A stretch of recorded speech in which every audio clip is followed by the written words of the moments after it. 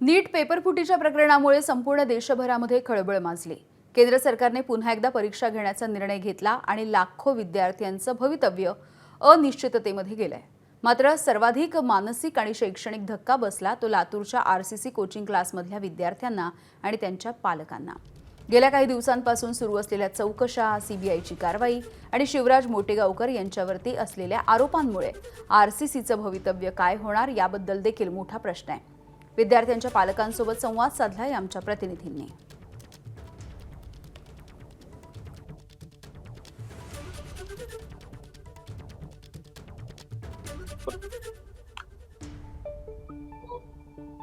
शिवराज मोटेगावकर हे पेपरफुटी प्रकरणामध्ये ज्यावेळेस सापडले त्यानंतर लातूरमध्ये मोठ्या प्रमाणात संताप व्यक्त करण्यात आला। त्यांच्या ट्युशनला लातूरमधले अनेक विद्यार्थी होते, त्यांचे पालक आता संतप्त आहेत, विद्यार्थी संभ्रम अवस्थेत आहे।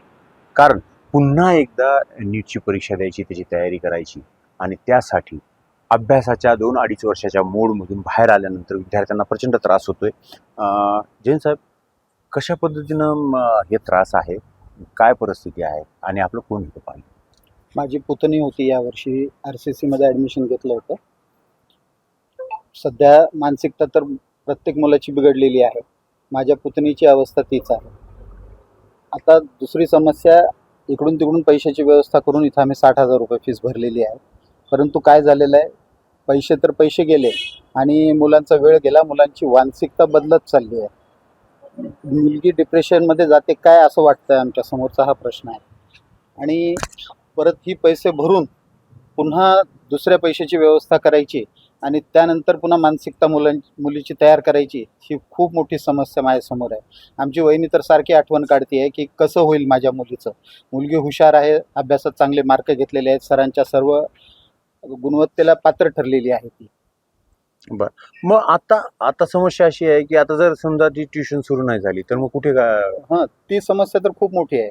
माझी वहिनी तेच म्हणते मला की बाबा, आता जर ॲडमिशन झालं, दुसरीकडे ॲडमिशन घ्यायचं म्हणजे एकतर पैशाचा प्रॉब्लेम आहेच आणि पैसे दुसरीकडे दिले तरी 1.5 महिन्याचा कालावधी आहे आणि परत दुसरीकडे ॲडमिशन घ्यायचं, इथं सर येतील ह्याची काही गॅरंटी नाही। आता सीबीआयनं घेतलं, पुन्हा पोलीस घेणार, पुन्हा ईडी घेणार, अशा गोष्टी वाढत जाणार आहेत असं आम्हालाही वाटायलं आहे। कारण इथली एकंदर परिस्थिती पाहता आणि तुमच्याकडनं आलेल्या बातम्या पाहता सरांचं काळ लवकर येतील असं वाटत नाही आहे। त्याच्यामुळे आमच्या मनावरती परत प्रेशर वाढत चाललं आहे। कारण ठराविक कालावधीनंतर परीक्षा आहे। परीक्षेचं टायमिंग तर केव्हाही होऊ शकते, अचानकच होणार झालं आता ते डिक्लेअरमध्ये। ती भीती जास्त आहे आमच्या समोर।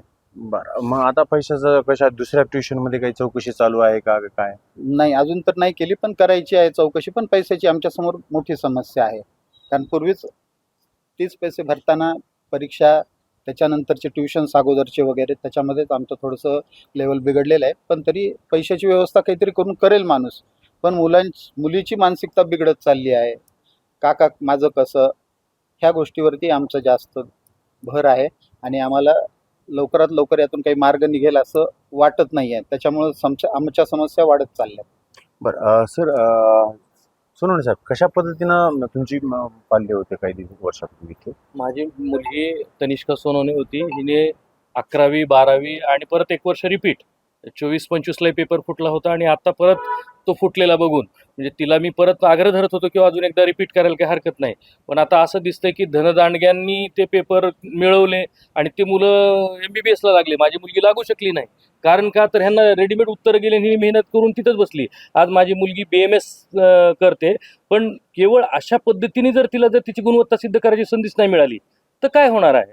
आणि असं जर होणार असेल की क्लासेसवाले डायरेक्टच पेपर देणार असेल, त्याच्यामुळे